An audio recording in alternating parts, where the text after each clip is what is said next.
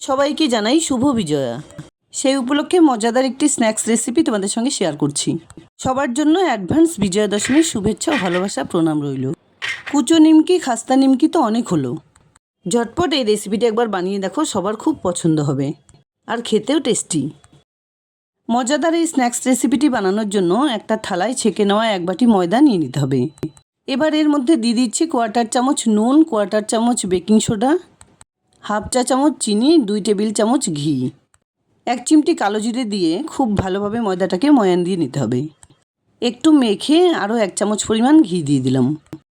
ঘিয়ের বদলে অবশ্যই সাদা তেল ব্যবহার করা যাবে, তবে ঘি ব্যবহারের জন্য এর খুব সুন্দর একটা ফ্লেভার পাওয়া যাবে।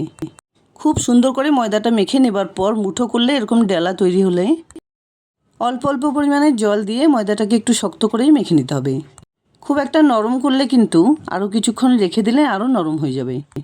এবার 10-15 মিনিট মতো এটাকে ঢেকে রেখে দিতে হবে, তাহলে ময়দাটা খুব সুন্দরভাবে সেট হয়ে যাবে। মোটামুটি 15 মিনিট পর ময়দাটা একবার চেক করে নিচ্ছি।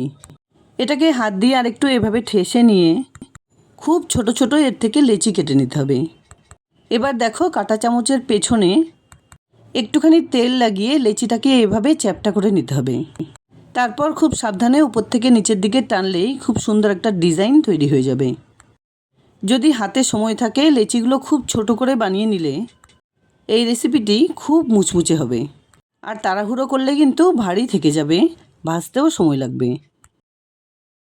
আর এই রেসিপিটি একবার বানিয়ে বয়ামে ভরে কিন্তু অনেক দিন পর্যন্ত রেখে খাওয়া যায়।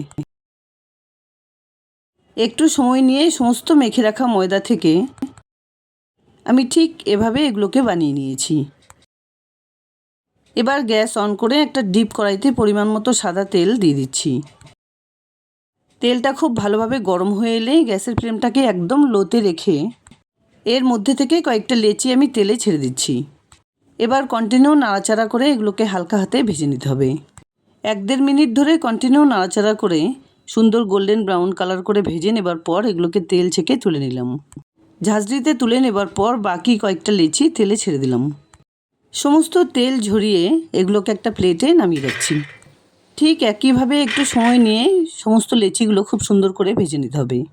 তাড়াহুড়ো করলে কিন্তু এগুলো মুচমুচে হবে না, তাই সেদিকটা অবশ্যই খেয়াল রাখতে হবে। আর একটু চটপটা বানানোর জন্য উপর দিয়ে একটু বিট নুন আর চাট মশলাগুলো ছড়িয়ে দিলাম। যাই হোক, মাত্র 10-15 মিনিটের মধ্যে 1 বাটি ময়দা দিয়ে বানানো মুচমুচে মজাদার স্ন্যাক্স রেসিপি একদম রেডি। দেখো এগুলো কি সুন্দর মুচমুচে আর ক্রিস্পি হয়েছে। একবার কিন্তু অবশ্যই ট্রাই করার অনুরোধ রইল। মজাদার এই স্ন্যাক্স বানানোর প্রসেসটা যদি এতটুকুও ভালো লাগে তাহলে প্লিজ লাইক, কমেন্ট, শেয়ার করতে ভুলবে না।